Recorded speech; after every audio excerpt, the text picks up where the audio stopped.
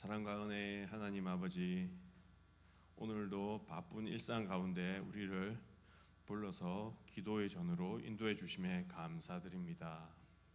하루의 무게에 짐을 내려놓고 오늘 이 기도의 자리에서 주님만 바라보게 하시옵소서.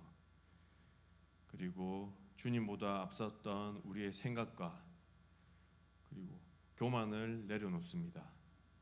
주님의 뜻을 알면서도 순종하지 못했던 우리의 나약함을 이 시간 고백하오니 우리의 고백을 받아주시옵소서.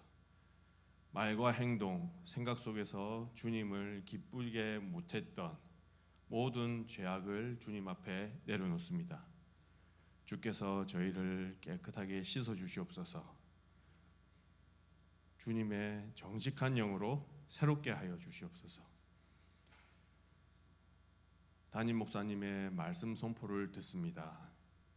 성령께서 친히 임재하여 주시고 우리 모두의 마음밭을 깨끗하게 기경해 주시옵소서. 말씀이 지식으로 머무는 것이 아니라 삶을 변화시키는 능력이 되게 하여 주시옵고, 말씀 앞에서 위로받는 자는 위로를 받고 책만 받는 자는 겸손히 돌이키는 은혜를 허락하여 주시옵소서. 우리 교회를 위해서 기도합니다. 우리 통영교회 공동체가 세상의 빛과 소금을 역할을 감당할 수 있도록 은혜와 진리와 능력으로 한층 더 충만하게 임재해 주시옵소서. 그리고 성도 한 사람 한 사람의 삶의 문제를 주님께 올려드립니다. 가정의 문제, 그리고 건강의 문제, 삶의 방향, 그리고 자녀들의 진로 문제 등 기도하는 모든 제목 위에 주님께서 친히 응답하여 주시옵소서. 지금 이 순간 낙심하는 자에게는 위로를, 그리고 병든 자에게는 치유를 허락하시고 흔들리는 자에게는 굳건한 믿음을 허락하여 주시옵소서. 이 시간 우리가 드리는 기도가 하늘에 상달되어 하나님께서 기뻐 받으실 줄 믿으며 오늘도 주님과 동행하며 모든 말씀으로 임재하시는 권능의 주 예수님의 이름으로 기도드립니다. 아멘.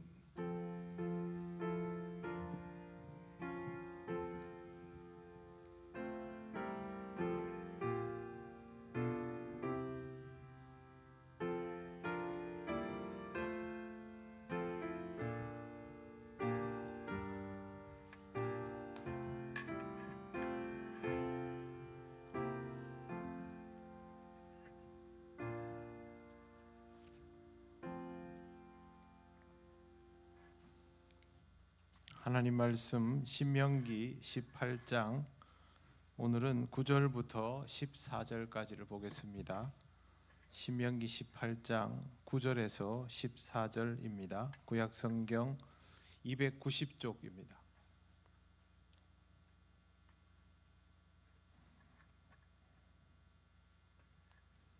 한 절씩 교독하겠습니다.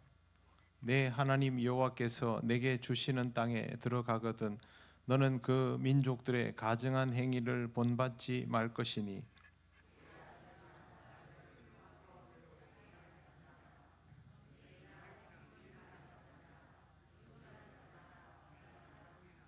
진언자나 신접자나 박수나 초혼자를 너희 가운데에 용납하지 말라.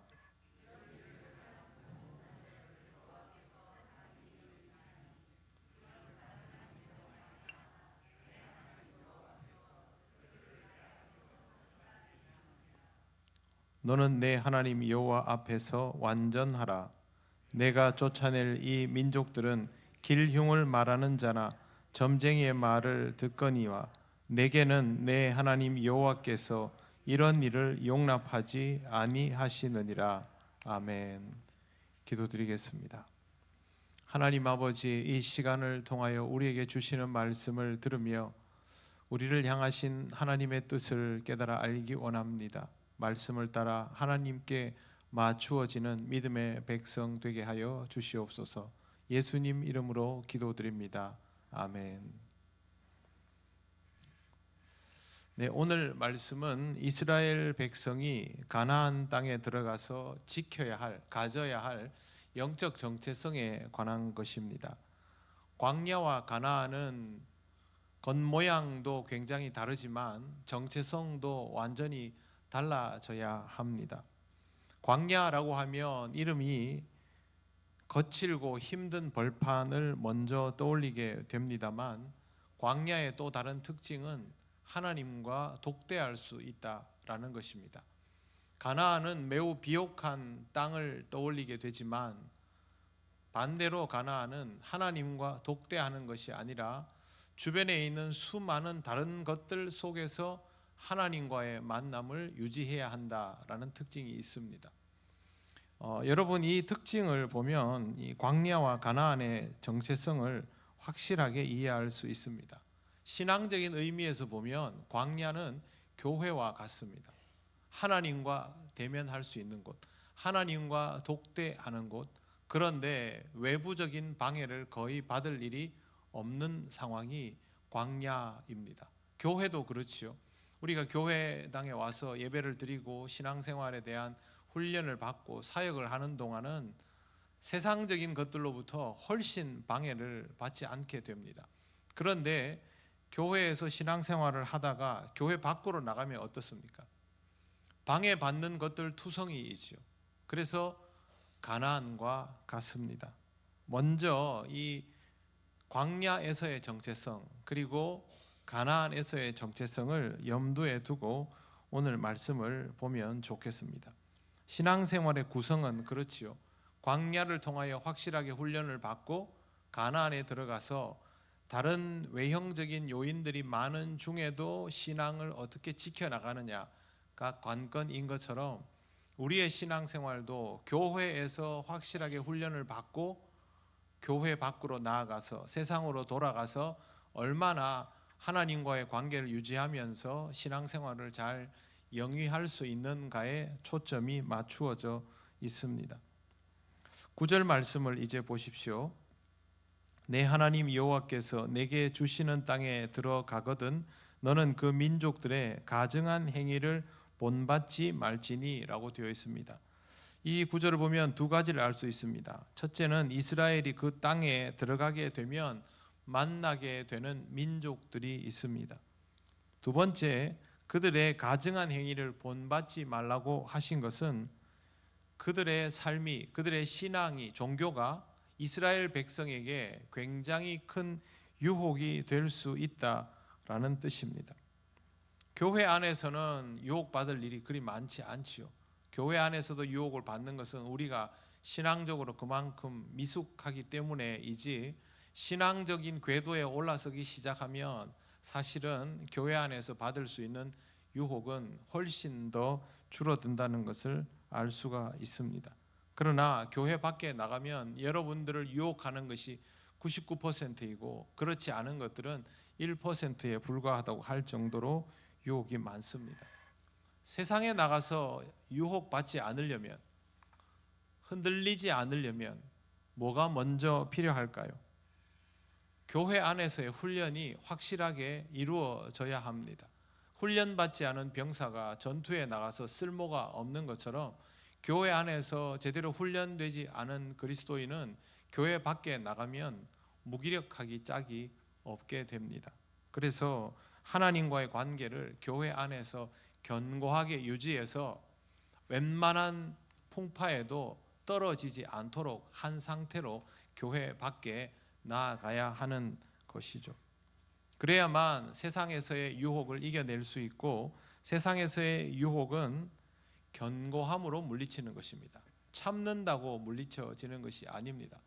세상에 나가면 좋은 것들이 많다라고 여겨지는 사람은 아직도 거기에 대한 이 흔들리는 마음이 많다라는 것이죠. 그 말은 하나님과의 관계성이 그만큼 견고하지 않다라는 뜻이 되기도 합니다. 이단 사이비들 대할 때 여러분 그 경우를 보시면 답이 아주 분명해집니다. 이단의 말에 귀를 기울이기 시작하면요, 계속 들립니다. 참아보려고 하지만 그 유혹을 떨칠 수가 없는 상태가 되고 끝내는 거기에 넘어가는 경우들이 많습니다. 그런데 하나님과의 관계가 아주 견고해지면 누가 옆에 와서 뭐라고 말해도 흔들리지 않습니다. 근데 하나님과의 관계가 어떻게 선명해질 수 있습니까? 하나님이 어떤 분인지를 알아야 관계가 선명해지지, 내가 하나님과의 관계가 선명하게 있을 것이다 라고 굳게 마음 먹는다고 그게 견고해지는 것이 아닙니다. 하나님과의 관계가 견고해지려면 하나님이 어떤 분인지를 알아야 합니다. 이스라엘의 광야 시간 동안 하나님이 하신 것은 다른 게 없습니다. 내가 어떤 존재인지 알려줄 테니까 똑똑히 경험해라 였습니다. 그 중에 굉장히 단호한 부분들이 많이 있었죠. 가나안 땅에 들어가지 못하게 된 1세대를 보면 하나님이 어떤 분이신지를 확실하게 알 수 있고, 그리고 모세가 광야 생활 동안 민족을 영도해 왔지만 결정적으로 느보산 비스가봉에서 더 이상 전진하지 못하고 멈추게 될 때에도 하나님은 두 말이 없었습니다. 모세도 두 말 하지 않았습니다. 왜 그러냐 하면 모세는 하나님을 알기 때문이죠. 그게 견고함입니다. 이런 견고함이 있어야만 이단에게도 흔들리지 않고 세상의 유혹에도 흔들리지 않습니다. 예전에 다미 선교회 때 얼마나 많은 크리스천들이 흔들렸는지 여러분 기억하실 겁니다. 교회를 그렇게 열심히 다니던, 어쩌면 지금보다 신앙생활을 더 열심히 하던 시대의 크리스천들이 중직자들부터 왜 그렇게 흔들렸을까요? 훈련 받았다고 생각했는데 실제로는 훈련이 안 되어 있었던 것입니다. 교회를 오래 다닌 것으로 훈련이 되어 있다라고 착각한 것입니다. 이스라엘이 광야 생활을 길게 하니까 무슨 훈련된 야전군이 된 것처럼 생각했지만, 게다가 자기들 힘도 안 들이고 전쟁까지 이겨서 더 의기양양했지만 실제로 전쟁보다 더 힘든 것은 가나안 생활이었습니다. 굉장히 빠른 속도로 무너져 내렸죠. 교회를 오래 다녔다는 것이 훈련이 잘 되어 있다는 말은 아닙니다. 교회 생활의 긴 시간들을 얼마나 실효성 있게 유효하게 보내었는가 하는 게 중요한 것이죠. 그래서 우리는 광야, 하나님과 독대하는 상황을 통하여 하나님과의 관계가 확고부동해지도록 신앙훈련을 받아야 합니다. 만약에 여러분이 세상 속에서, 아니면 교회 생활도 마찬가지입니다, 내게 있어서 그리스도의 성품이, 그리스도의 인격이, 그리스도의 태도가 잘 드러나지 않는다면 다른 거 다 필요 없습니다. 훈련이 부족하구나, 그렇게 받아들이시면 됩니다. 심지어 교회 안에서도 신앙적인 방식으로 대처를 잘 못하는 자기 자신을 발견한다면 나는 훈련이 부족하거나 라고 받아들이면 됩니다. 화를 잘 낸다든지, 뭘 하다가 욕심이 자꾸 난다든지, 시기 질투가 생긴다든지, 툭하면 기분이 나쁘다든지, 내 마음대로 안 되면 그냥 나는 안 할래 그러고 삐져서 나간다든지, 교회 생활을 하는데 꾸준함이 없다든지, 하나님의 말씀을 들어도 무슨 말인지 이해도 잘 안 되고 예수 그리스도의 성품이 아직 내게는 좀 낯설다든지 여러 가지 증상들이 나타나면 그냥 훈련이 부족한 것입니다. 그렇게 생각하시면 됩니다. 교회 밖에 나가서 사회생활을 하는데도 믿지 않는 사람들과의 교감에서 뭔가 어색하고 낯설고 불편하고 두렵다 하면 그건 이유가 무엇 때문입니까? 훈련이 부족한 것입니다. 주의 복음을 전함에 있어서도 주님에 대한 이 언어들이, 예수 그리스도의 복음에 대한 내용들이 내 입에서 안 나간다. 그거는 내가 하나님의 말씀을 받고도 써먹지 못한다는 거 아닙니까? 못 써먹는 것은 훈련이 안 된 겁니다. 온갖 다른 핑계를 다 댈 수 있지만 냉정하게 말하면 여러분이, 누군가가 여러분에게 하나님은 어떤 분이십니까? 당신은 왜 예수님을 그리스도라고 부릅니까? 교회는 어떤 곳입니까? 우리가 죽으면 어떻게 됩니까? 뭐 이런 질문들 할 수 있지 않습니까? 그런데 내가 막힌다, 얼버무린다, 어중간하게 대답한다. 훈련이 부족한 것입니다. 그래서 여러분 모든 상황에서 우리 중 누구도 예외가 없습니다. 내가 그리스도인으로서의 정체성이 명확해 보이지 않는 말이나 행동을 교회 안에나 교회 밖에서 한다면, 성품이 아직도 좀 미숙하다면 훈련이 부족하구나라고 생각을 하시고 그 부분을 채워 나가시기를 바랍니다. 그래야 광야에서건 가나안에서건 교회 안에서건 교회 밖에서건 흔들리지 않는 그리스도인으로 살아갈 수 있습니다. 흔들리면 어떻게 되냐면요, 시험에 들고 실족하게 됩니다. 시험에 들고 실족하지 않도록 여러분 스스로를 위하여 신앙의 훈련을 부지런히 하시기를 바랍니다. 이스라엘 백성이 광야에서 훈련받고 가나안에서 마주하게 될 어려움들에 대해서 모세가 열거를 해 두었는데요. 오늘 우리가 읽은 내용들이 10절, 11절이 그런 내용입니다. 먼저 10절을 보시면 그의 아들이나 딸을 불 가운데로 지나게 하는 자나 점쟁이나 길흉을 말하는 자나 요술하는 자나 무당이나 이렇게 열거가 되어 있습니다. 아들이나 딸을 불 가운데로 지나게 하는 것은 인신공양, 인신제사입니다. 이거는 몰록을 숭배하는 우상 숭배자들이 주로 해왔던 것이고, 고대 근동 지역에는 이런 인신공양 제사가 제법 많았습니다. 그게 만연했다고 해도 과언이 아닐 정도입니다. 그런데 하나님을 믿는 자들은 그렇게 하지 않았습니다. 이 당시에 히브리인들이 하나님을 대하는 방식과 주변에 있는 모든 민족들이 자기 신을 대하는 방식은 확연히 달랐습니다. 히브리인들이 하나님을 대하는 방식은요, 짐승을 잡고 각을 뜨고 피를 빼고 이런 것들은 우리 같은 이 풍토의 사람들이 보기에는 좀 낯설고 잔인할 수 있지만 유목민들에게는 하나도 이상할 게 없는 행동들입니다. 도덕적으로 문제가 없는 행동들입니다. 그리고 그 나머지 것들은 지금 우리가 성경으로 봐도, 현대인의 안목으로 봐도 도덕적으로 문제될 것들이 별로 없습니다. 거의. 그런데 이 시대의 다른 종교인들은 문제될 것들 투성입니다. 자식을 불 가운데 지나가게 하고 애를 달구어진 커다란 이 쇠로 만든 솥 같은 데 던져놓고 피를, 온몸에 껍데기를 벗겨가지고 피를 흘리면서 불 가운데로 들어가게 하고 뭐 별의별 일이 다 있었습니다. 그런 정도면 신을 감동케 할 수 있다고 생각한 거죠. 두 번째, 점쟁이는요, 불확실한 미래를 알아내려는 사람입니다. 아는 사람이 아니고요. 어떤 식으로 하냐 하면 화살을 던지거나 제비를 뽑거나 짐승을 죽여서 간을 꺼내가지고 간의 모양을 보고 맞춥니다. 자기 나름대로. 기준이 어디냐? 그거는 자기밖에 모릅니다.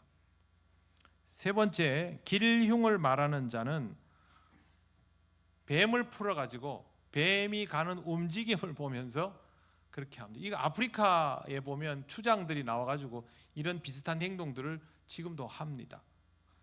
그 다음에 새가 날아가는 모양을 보고, 아니면 갑자기 일어나는 사건 사고를 보고 미래를 점칩니다. 그 다음에 네 번째는 요술하는 자인데요, 이 사람은 최면을 겁니다.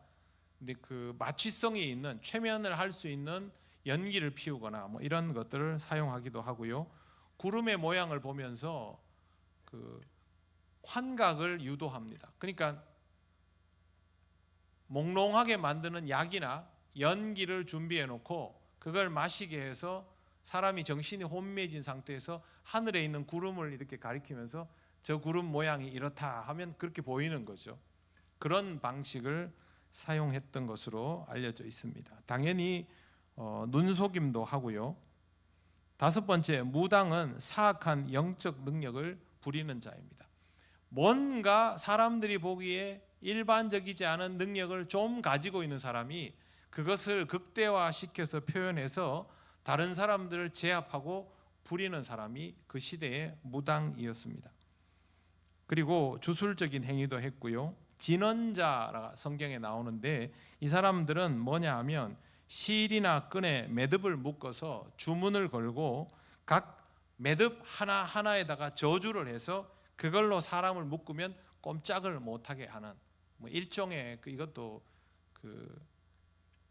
말로 사람을 최면하는 그런 효과를 노린 사람들입니다. 마법 주문이라고 할 수 있겠지요. 예전에 해리포터에 보면 이 짝대기 들고 하듯이 그렇게 한 거지요. 그 다음에 7번째 신접자와 박수인데요. 이거는 영매가 영의 목소리를 낼 때 가죽 부대 안에서 울려 나오는 듯한 좀 특이한 동굴 소리처럼 그 소리를 냈습니다. 그래서 가죽 부대를 의미하는 단어가 여기에 사용이 되어 있습니다. 여러분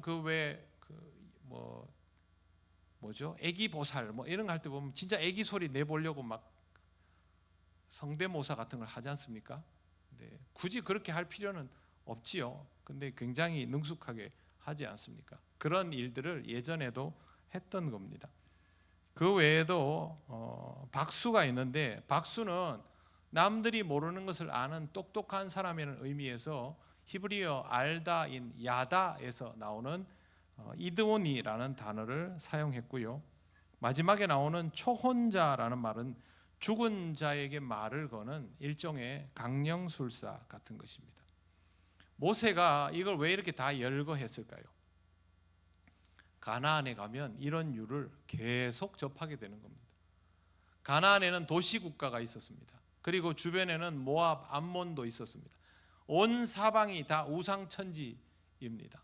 어떻게 이해하시면 쉽냐 하면요, 인도나 일본을 생각하시면 됩니다.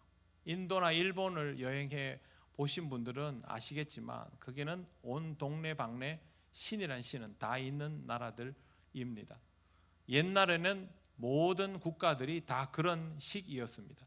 우리나라도 지금부터 100년만 더 거슬러 올라가면 시골에 가면 산당이 여기저기 있고, 그죠? 계절만 되면 무슨 제사를 지내고, 통영에도 보면 무슨 풍어제 이런 거 하지 않습니까? 바다에다가 저는 왜 바나나를 막 던지는지 처음에는 이해를 못했는데요.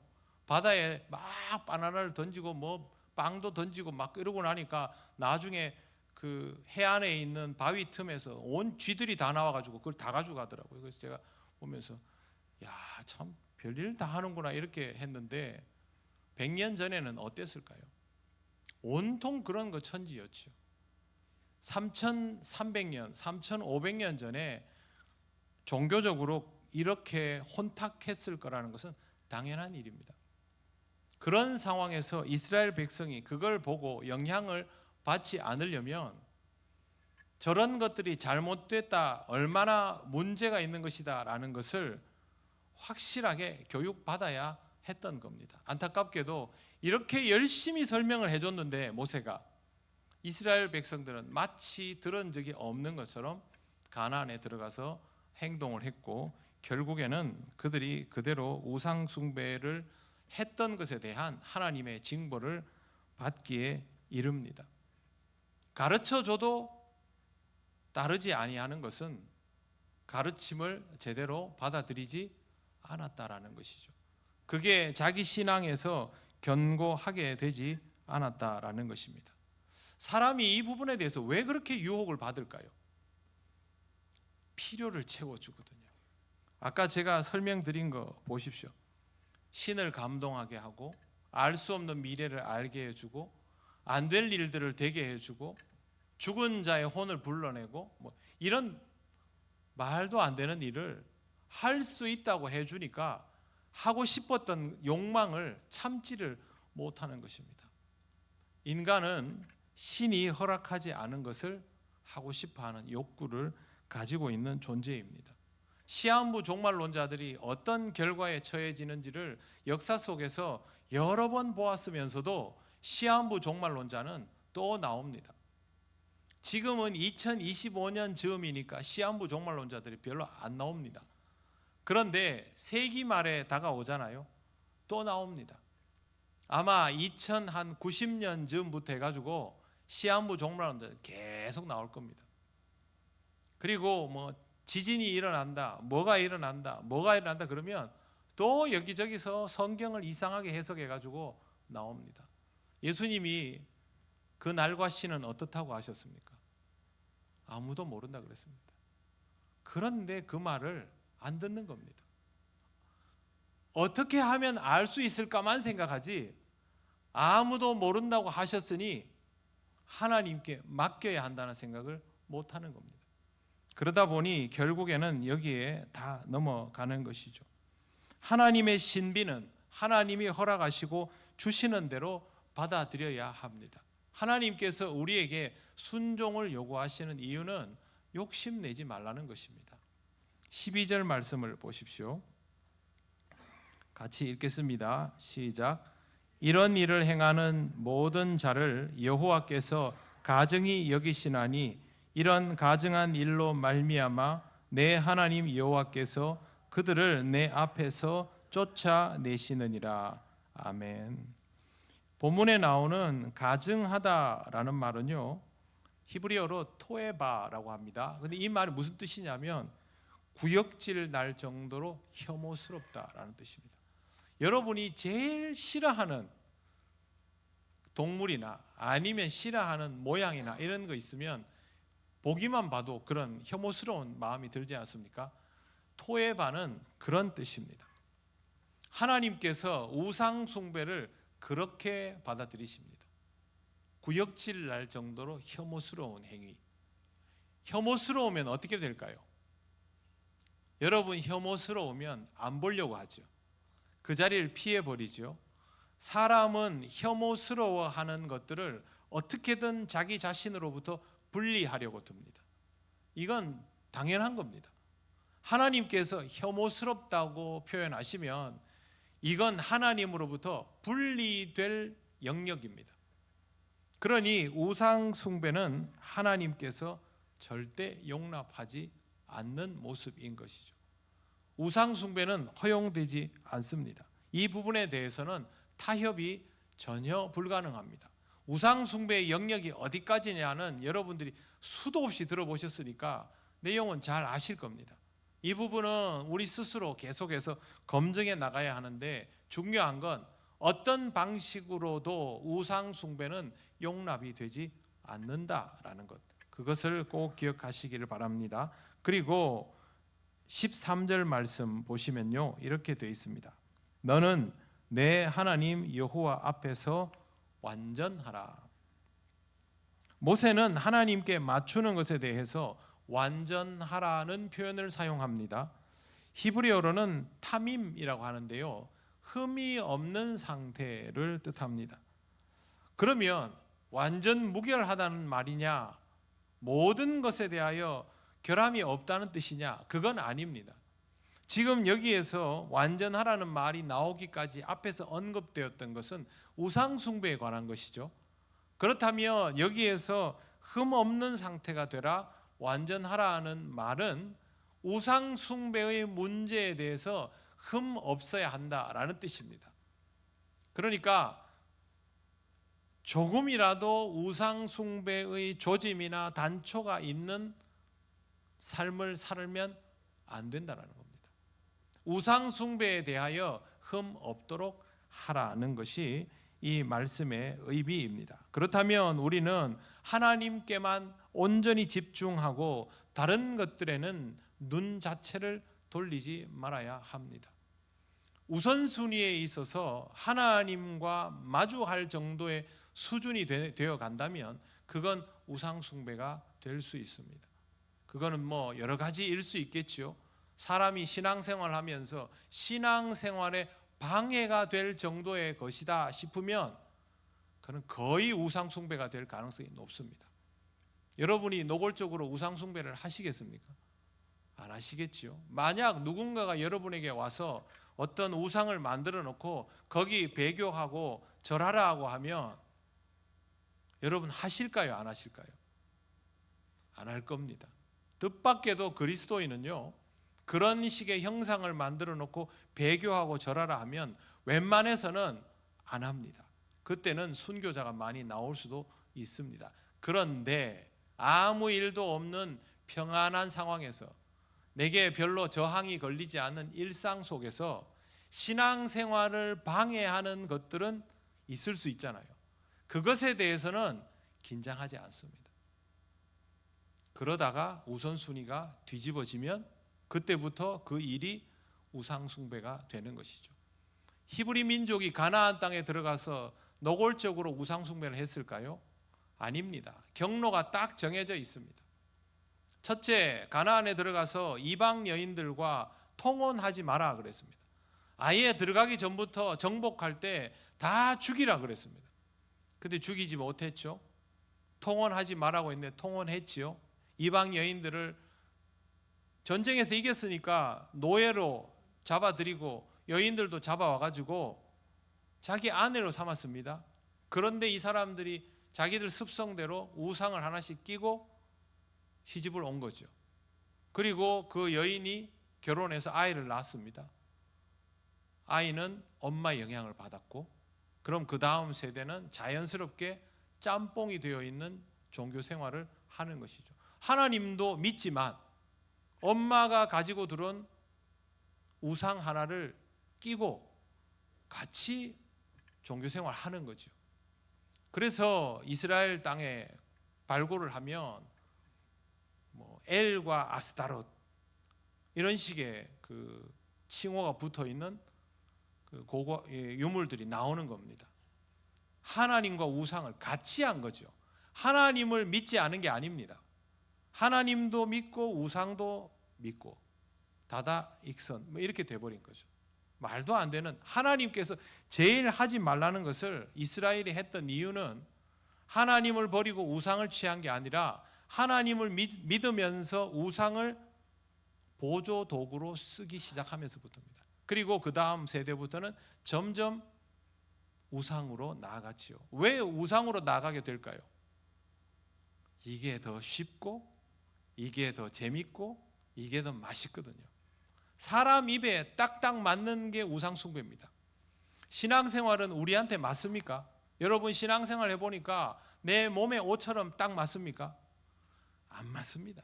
하나도 맞는 게 없습니다. 보이지도 않는 하나님, 우리 귀에도 안 들려주시는 하나님의 음성, 우리가 기도해도 그대로 이루어 주시지 않는 하나님, 이 땅에 있는 세상의 모든 것들을 뒤로하고 다 내려놓으라고 자기를 부인하라 하시는 하나님, 이게 우리한테 맞는 게 없지 않습니까? 그런데 우상은 뭘 원하나 이렇게 나오거든요. 그래서 이스라엘 사람들이 거기에 한 발 두 발 들이밀면서 녹아내려 갔던 겁니다. 항상 신앙생활에 방해가 되는 요소들에서부터 우상 숭배가 확장된다는 것을 기억을 해야 합니다. 14절 말씀 보십시오. 내가 쫓아낼 이 민족들은 길흉을 말하는 자나 점쟁이의 말을 듣거니와 내게는 내 하나님 여호와께서 이런 일을 용납하지 아니하시느니라. 우상 숭배자들은 내버려 둬라. 그런데 너희는 안 된다. 저 집에 있는 자식은 저 집 부모님이 알아서 우리 아이들 키울 때 너는 안 된다. 아빠 친구들하고 여기 가고 싶은데 너는 예배 드리러 가야지. 하나님은 이스라엘 백성에게 딱 그와 같은 방식으로 대하셨습니다. 하나님은 히브리 민족을 택하셔서 하나님의 백성을 만들었습니다. 그런데 여러분 이것은 혈통을 택한 것이 아닙니다. 만약에 혈통을 택했으면 하나님께서 어떻게든 히브리 민족을 지켜내셨겠죠. 그런데 하나님은 그토록 소중하게 선택하여 끌어내었던 민족이 망하는 것을 그대로 내버려 두셨습니다. 왜? 우상 숭배에서 돌아서지 않았기 때문입니다.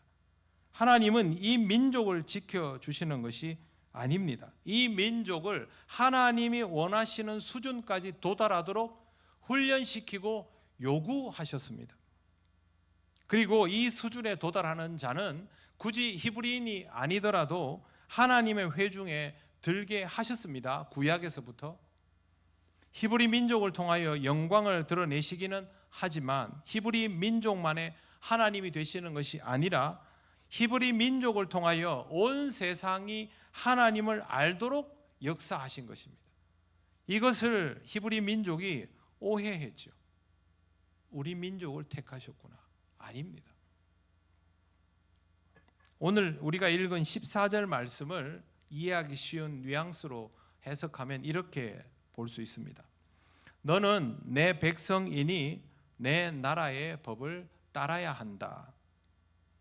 하나님은 조건을 제시하셨고 이 조건은 한 번도 바뀐 적이 없습니다. 하나님을 믿는 자는, 하나님으로부터 택함을 받아서 살게 된 자는 하나님 이외에 누구에게도 눈을 돌리지 말아야 합니다. 그러면 하나님의 백성, 그렇지 못하면 하나님의 백성이 아니게 되는 것입니다. 교회당에 발을 딛고 예배 참석하고 교회를 하고 있으면 하나님의 백성이다라고 생각하지만 하나님의 백성은요, 그게 전부가 아닙니다. 하나님의 백성일 가능성이 굉장히 높지만 진정 하나님의 백성이라면 교회 생활을 함에 있어서 정말 하나님께 집중하는 사람입니다. 어떻게 하면 더 신앙적일까? 어떻게 하면 하나님과 온전히 연결될까? 그걸 생각하는 사람이 되어야 하는 것이죠. 예배를 갈까 말까? 교회를 갈까 말까? 봉헌을 할까 말까? 봉사를 할까 말까? 이 수준으로는 여호와 하나님께 합당한 자리까지 이를 수 없습니다. 계속해서 하나님과 다른 것들을 놓고 비교를 하지 않습니까? 교회당에 가고 예배드리고 봉사하고 봉헌하고 이런 것들에 대한 고민들이 없어진 상태가 되어야만 그 다음을 할 수 있습니다. 내가 어떻게 하면 더 신앙생활을 잘할 수 있을까? 어떻게 하면 내 마음을 온전히 하나님께 내어드릴 수 있을까라는 고민은요, 할까 말까의 그 다음 차원이죠. 그걸 할 수 있으려면 적어도 하나님과의 관계성에 대한 고민은 진도가 더 나간 다음이어야 합니다. 이스라엘의 실패 지점은 선민의식이었습니다. 이스라엘은 하나님께서 부르시고 택하셨을 때 그걸 계속 즐기는 게 아니라 내가 하나님의 선민이라면 어떻게 해야 할까? 그걸 생각했어야 하는 것이고, 그러면 하나님께서 자기들을 훈련시킨다는 것을 깨달았을 것입니다. 우리도 마찬가지입니다. 내가 구원을 받은 자라면 어떻게 하면 구원받은 자다울 수 있을까를 생각하는 것이 우리의 신앙생활이어야 하는 것이죠. 그런데 아직도 하나님께 나아갈까 말까, 기도를 드릴까 말까, 성경을 읽을까 말까, 봉사를 할까 말까, 그걸로는 절대 하나님 앞에서 다른 유혹들을 이겨낼 수가 없습니다. 여러분, 일주일 내내 식사 기도 외에는 어떤 기도도 하지 않는 사람과 매일매일 일어나서 졸리는 눈을 비비고 하나님 앞에 나와서 기도하는 사람이 하나님 앞에서 가지는 고민의 무게가 같을까요? 같을 수가 없습니다. 전혀 다를 수밖에 없습니다.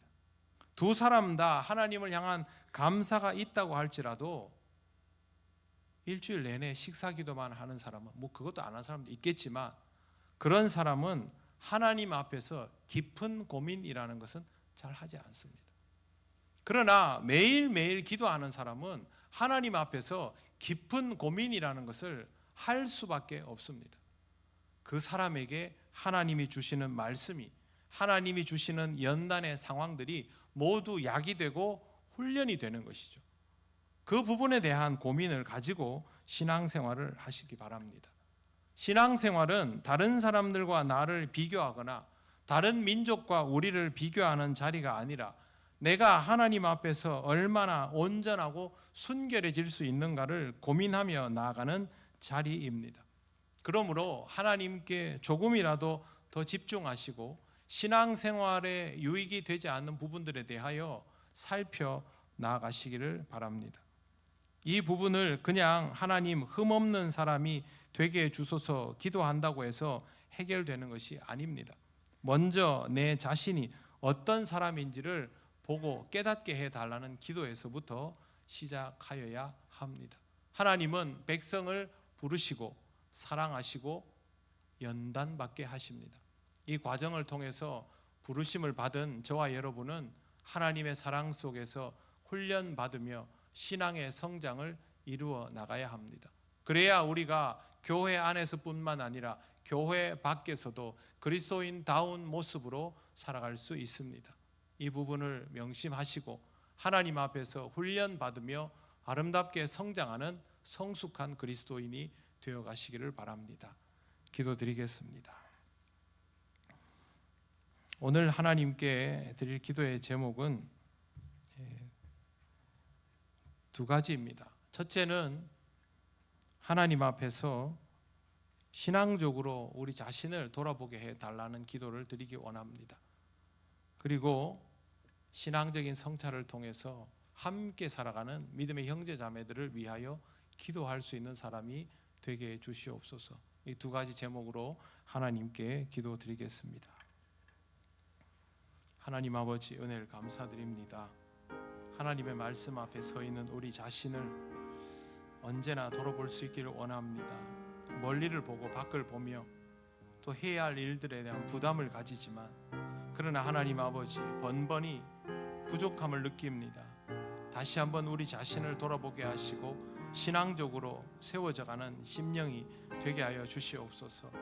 하나님, 저에게 또 우리 모두에게 주시는 환경들을 통하여 신앙으로 연단받고 성장하고 성숙하게 되기를 원합니다. 아버지 하나님, 우리 자신만을 위하여 기도하는 사람들이 아니라 서로를 위하여 진정으로 기도하고 어떤 유혹에도 흔들리지 않는 믿음의 사람이 되기를 원하오니, 성령님 우리와 함께 하셔서 우리의 모든 것들이 하나님께서 기뻐하시는 그 분량만큼 성장하고 성숙할 수 있도록 인도하여 주시옵소서.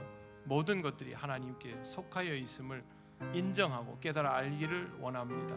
하나님 이끄시는 대로 믿음으로 나아가는 심령이 되게 하여 주시옵소서. 하나님께서 우리를 부르실 때마다 온전히 반응하며 주님 앞에 기도하는 자로 세워지길 원합니다. 우리의 모든 것들을 하나님께 합당한 모양으로 세워지게 하여 주시옵소서.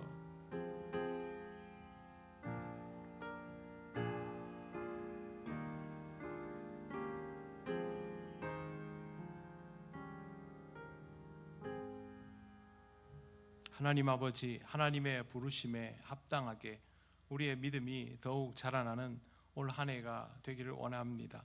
모든 상황과 또 조건들을 통하여 우리를 훈련하시고 연단하실 때에 하나님께서 우리를 위하여 허락하신 자리임을 기쁘게 받아들이고 아름다운 성장과 성숙을 이루어 가게 하시옵소서.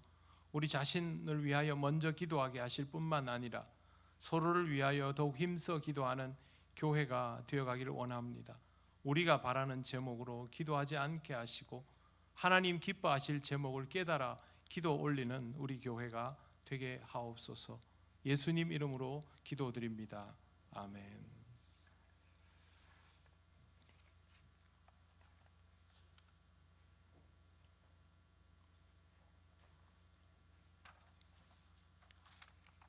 교회 소식 전하겠습니다. 지난 주일 오후에 재직회 수련회 1일차를 진행하였습니다. 다가오는 주일 오후에는 2일차를 진행을 합니다. 그때는 우리 통합측 교회 교단의 영성에 대해서 공부를 하겠습니다. 재직 여러분들은 빠짐없이 참석하셔서 꼭 공부하고 훈련을 받으시기를 바랍니다. 다음 주일 2부 예배 후에 예결산을 위한 공동의회로 모입니다. 그리고 이번 주 금요일은 통영중림교회에서 통영시찰회 신년 할애회가 오전 11시에 있음을 알려드립니다. 다른 광고는 주보를 참조하시면 되겠습니다. 이제 우리 다 같이 주님께서 가르치신 기도를 올려드립니다. 하늘에 계신 우리 아버지, 아버지의 이름을 거룩하게 하시며 아버지의 나라가 오게 하시며 아버지의 뜻이 하늘에서와 같이 땅에서도 이루어지게 하소서. 오늘 우리에게 일용할 양식을 주시고 우리가 우리에게 잘못한 사람을 용서하여 준 것 같이 우리 죄를 용서하여 주시고 우리를 시험에 빠지지 않게 하시고 악에서 구하소서. 나라와 권능과 영광이 영원히 아버지의 것입니다. 아멘.